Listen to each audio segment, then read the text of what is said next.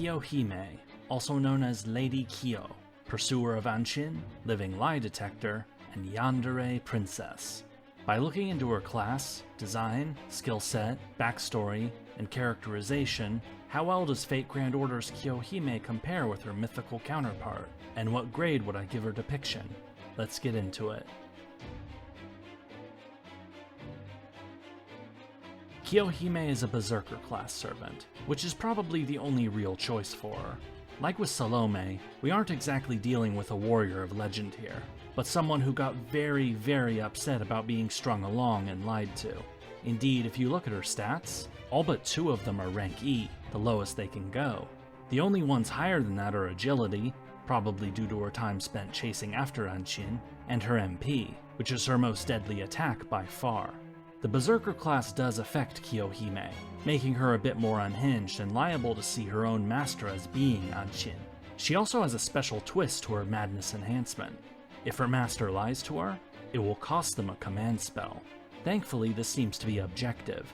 Even if Kiyohime thinks it's a lie, like her master saying that they aren't actually Anshin, it won't take a command spell unless her master truly is lying to her.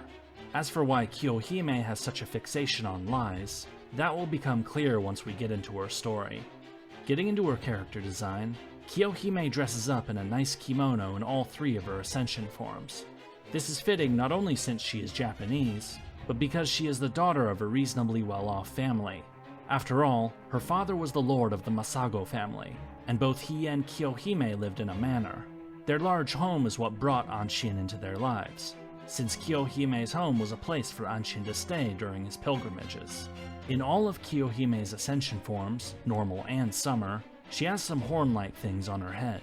In her myth, Kiyohime transforms into either a giant snake or a dragon, or a snake-like dragon. It depends upon the version. These horns seem to be a reference to that, even if Kiyohime herself isn't actually part dragon or anything. As for her 3rd ascension, her design shifts, putting on a black kimono while her fan is decorated with flames. You even see some sparks of fire, too. Fire, of course, is very strongly associated with Kiyohime, and we see it not only in her attack animations, but her MP as well. We will get back to that soon. Overall, Kiyohime's design is straightforward, as you would expect from a Year 1 servant, but it works quite nicely, clearly showing not only that she is the daughter of a well-off Japanese family, but also her associations with fire and draconic entities. On a side note, while I don't usually talk about summer versions unless they pull elements from a character's lore, Kiyohime's summer version is a lancer.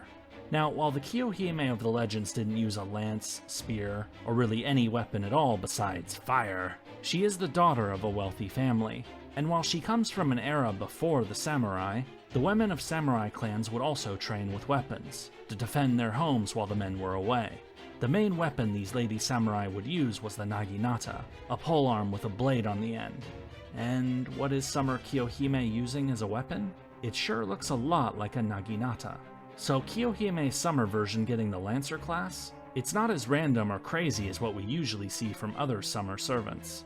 At least, I've yet to find the part in Jeanne's backstory where she takes a pause from chasing the English out of France to become a dolphin trainer. Moving into her skill set, Kiyohime's first skill is Morph, which becomes Morph Fire Dragon after an upgrade. Morph is a generic skill for those who are able to change their appearance into something else, like the various Tamamos or the vampiric abilities of Zerker Vlad.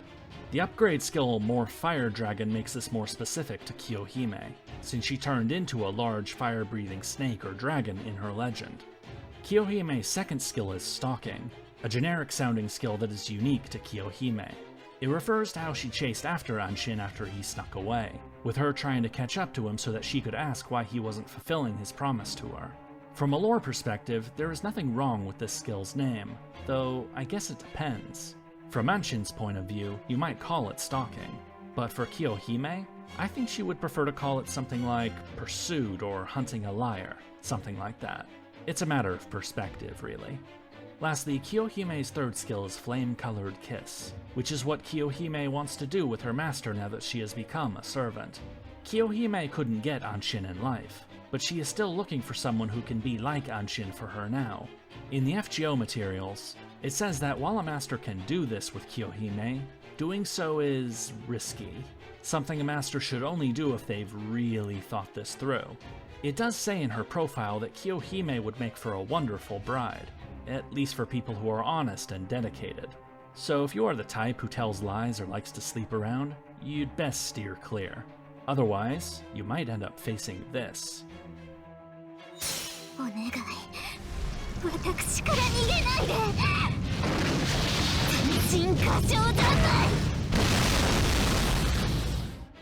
Kiyohime's noble phantasm is transforming flame-emitting meditation, whereupon she floats up into the air, transforms into a giant snake-like dragon thing, and proceeds to set her enemies on fire. This MP is a direct reference to Kiyohime's legend, when she transforms into either a snake or a dragon, finds Anshin, and roasts him alive while he is hiding underneath a bell. As far as her mythology is concerned, this MP is the only real attack that Kiyohime does, and so is a perfect fit for her MP. Kiyohime's craft essence is Scorching Embrace, featuring that bell surrounded by blue flames. The CE's text is pretty short, with Kiyohime expressing her affection for Anshin, and his rejection of her, the way he rejected her. That is what led to the event that this craft essence depicts. Another great choice. Kiyohime's Valentine CE is Kiyohime with ribbons, featuring Kiyohime, but wrapped up in ribbons. Considering who we are dealing with here, a Valentine's gift like this shouldn't be surprising at all. After all, what Kiyohime wants most is her Anshin, or her master that she thinks might be Anshin. This may be a Year 1 Valentine CE, but it's a good one. Now for characterization, starting with a look into the legends surrounding Kiyohime. The legend of Anshin and Kiyohime is a fairly old one in Japan, with its first versions dating back to at least the 11th century, nearly 1,000 years ago. This story has been told and retold countless times over the years, and there are many variations of the story, small details that are changed as different authors create their own versions. Because of this, while I will be telling the story of Kiyohime and Anshin as it typically appears these days, it is by no means the only version of the story out there. Back in the Heian period, during the reign of Emperor Daigo, 897 to 930 CE, there was a priest who every year would go on a pilgrimage from his home in Mutsu province and journey to a shrine located in Ki province, which, as you can see, is a fair distance away. Naturally, this priest would have to find places to stay during his pilgrimage, asking to spend the night at the homes of those willing to take him in. The name of this priest was Anshin, and one of the places he would stop at each year was a manor house, the home of the Masago family. Anshin would stay here for a night, enjoy the hospitality of the Masago family, and then continue on his journey. Anshin would do this year after year, becoming something of a familiar face to the Masago family, and in particular to the young daughter of the Masago, Kiyohime. During his yearly visits to the Masago home, Kiyo would spend some time with Anshin, the guest visiting her home. Over time, as Kiyohime grew up, she became increasingly infatuated with Anshin, looking forward to his visits, and even expressed a desire to marry him someday. Anshin responded that someday, once she got older and if she was a good person, then perhaps a marriage might happen. Anshin seems to have said this as a joke, or at least wasn't being too serious about it, but the young Kiyohime, who is still a child, took him at his word, believing that she and Anshin really would get married someday. A few years later, when Anshin visited again, Kiyohime, now in her early teens, reminded Anshin of what he said. To him, an offhand comment to a child, but to her, a promise. This unsettled Anshin, since he hadn't intended for his words to be taken seriously. He probably should have remembered that he had been speaking to a child. But because he didn't actually mean to marry Kiyohime, this time, on his way back from his pilgrimage, he decided to skip his usual stop at the manor, so that he could avoid seeing Kiyohime. Kiyo, who was expecting to see Anshin, grew concerned when he didn't stop by like she expected. Heading out to ask people if they had seen Anshin, she was distraught to learn that, yes, they had seen him, that he had completely bypassed her home and was on his way back home to Mutsu province. Kiyohime decided to chase after Anshin, and before long, she caught up with him. But when she asked him why he hadn't stopped by her house as promised, Anshin blew her off, acting as if Kiyohime was a stranger, that he didn't know who she was, before hurrying along the road without her. Kiyohime's sadness now turned to anger, furious that Anshin had not only lied to her about his promise, but that he was now dismissing her entirely. She continued to chase after him. Anshin, getting increasingly worried, rushed to a nearby ferry crossing, paid the boat's pilot, and asked them to take him across, but to not ferry Kyo across after him. Faced with this obstacle, Kiyohime flew into a rage, and her fury transformed her from a human into a serpent, dragon, thing, something of that nature. She got across the river, continuing her pursuit of Anshin, who fled into a nearby temple. He asked the monks to help him hide from the monster, who they could see approaching the temple. The monks took him to the temple's bell, then hid him underneath it. Kiyohime soon reached the temple, now fully transformed into a draconic-like being. The monks tried to feign ignorance, saying Anshin wasn't there, but it didn't take long for Kiyohime to sense him, hiding underneath the bell. She then wrapped her serpentine body around the bell Anshin was hiding under, and breathed fire upon it, cooking him alive. From there, the story usually ends with Kiyohime taking her own life, drowning herself in the nearby river. Other versions say that she flew off back towards her home, or that perhaps that she and Anshin would reunite in the next life, both born as snakes. There are many different versions of this story, told and retold over the past millennia, whether it be in writing, plays, or in silly phone games. The story of Kiyohime is one with many elements. The innocence of a young girl, the folly of a priest, all leading to a deadly outcome. I mentioned that there are many different versions of Kiyohime's story, that the one I told may not necessarily be the one that is used for Fate Grand Order. Thankfully, the developers decided to help us out here, because you actually get a brief summary of Kiyohime's story in her in-game profile. And while the summary of her story is much shorter than the one I just gave, the stories do match up quite nicely. But what about her character? Well, we first meet Kiyohime in Orléans, where she is seen having an argument with Elizabeth that the protagonist has to resolve, by beating both of them up, of course.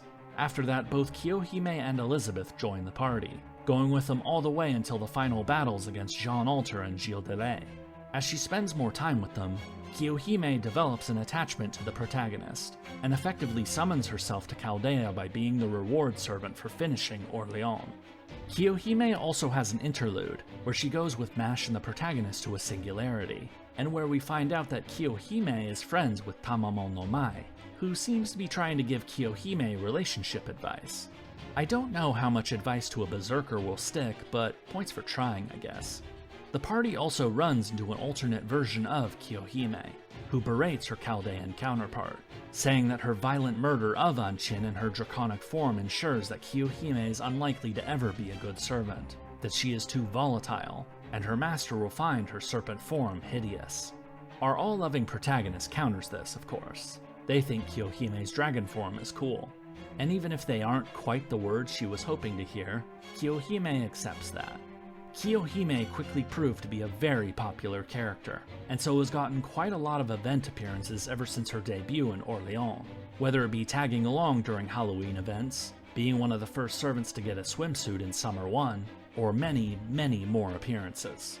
I'm glossing over these because Kiyohime is generally depicted the same way in all of them. A servant that is very attached to her master, sometimes thinks that her master might be Anshin, and someone that everyone has to be very careful around. This is usually played for laughs. Kiyohime is that scary Yandere ally that makes people uncomfortable. But you can't just push her away, not unless you want to end up like Anshin. She also kinda shows up in the Shimosa chapter of the Epic of Remnant arc, or rather we get a character that uses Kiyohime's model and aspects of her personality. This isn't actually Kiyohime, but it's still worth mentioning. But the appearance I wish to give specific attention to is her most recent one, while spelt 6.5, Traum. Here, Kiyohime makes a surprise appearance during the battle between the Righteous and Reinstatement realms. Kiyohime fights for the Reinstatement realm, heads towards the forest where Shufu set up all of her traps, and sets the whole area ablaze. This effectively ruins the defense of the Eastern Gate. But then the protagonist, who by now has become very familiar with Kiyohime's personality, plays a trick on her, getting her to believe that her allies in the Reinstatement realm had lied to her by saying the other gate had fallen, despite the fact that Vlad III was still alive. Technically, it had fallen. Sancho had captured Vlad and was in the middle of trying to hand him over to Constantine XI. But since that wasn't certain yet, it meant that Kiyohime's allies saying that the West Gate had fallen, technically, had been a lie. Kiyohime's response is to immediately walk away, wanting nothing to do with the reinstatement realm anymore. Later on in the story, Kiyohime actually helps the protagonist out during the attack on Kriemhild's stronghold, helping to hold the line while the party engages Kriemhild in battle. Kiyohime's appearance in Traum may be relatively brief, but it does depict her character very well. Her hatred of liars, and by extension her choosing to side with those who are honest with her, are clearly born out of her experiences with Anshin. Kiyo is incredibly dangerous as an opponent, but she still tends to see things in absolutes, is emotionally unstable, and is liable to go from friend to enemy in an instant if something sets her off. In other words, she is still the young teen who took Anshin seriously, and then proceeded to burn him alive when she found out he wasn't being honest to her. As silly as we might find Kiyohime at times, the crazy Yandere who provides moments of comedic terror as everyone tries not to piss her off, the simple truth is, Kiyohime's characterization is actually really good. And now for the verdict. What grade would I give Kiyohime's depiction in Fate Grand Order? Well, to be perfectly honest, this one kinda terrifies me. On the one hand, if I gave her an F and tried to set her on fire, she would probably roast me right back. But if I gave her too high a grade, well, I guess it's good that I try my best to be an honest person. I'm not always straightforward, but telling outright lies isn't in my nature. Anyway, where does Kiyohime land? Well, her design, skill set, and characterization all work very well. There's nothing really wrong here. It may not be super deep or complex, but it's effective. And we have to factor in how short Kiyohime's original story is. She's similar to her fellow yandere Salome, who I covered before. But while Salome is pretty much a one-hit wonder, FGO keeps finding ways to bring Kiyohime out for more shenanigans, recently in Traum, and in future events yet to come on the NA server. In my previous video on Caesar, several people left comments saying that Caesar was a victim of being a Year 1 servant, that the designers didn't give him enough attention because they weren't taking the game seriously back then. Kiyohime is my rebuttal to that argument, because she is also a Year 1 servant, debuting even before Caesar. I came into this video wondering how much fun I'd have tearing into Kiyohime's depiction, but instead I ended up finding one of the best depicted characters in the entire Fate franchise. And so for a final grade, I'm going to give Kiyohime, the Yandere princess, an A+, a grade reserved only for the best of the best. She joins Gawain, and unofficially Charlotte Corday, as one of the rare few I've found worthy of this top grade. Now, I can only hope that the Kiyohime in my Chaldea doesn't take this as an invitation to try to make me her spouse. After all, there is another, much more deadly berserker who has already laid claim to that, and in a fight, I don't think Kiyohime would stand a chance against the Queen of Winter. Certainly not mine. Anyway, if you would like to learn more about Kiyohime's new rival, check out my video on Morgan here. Until next time,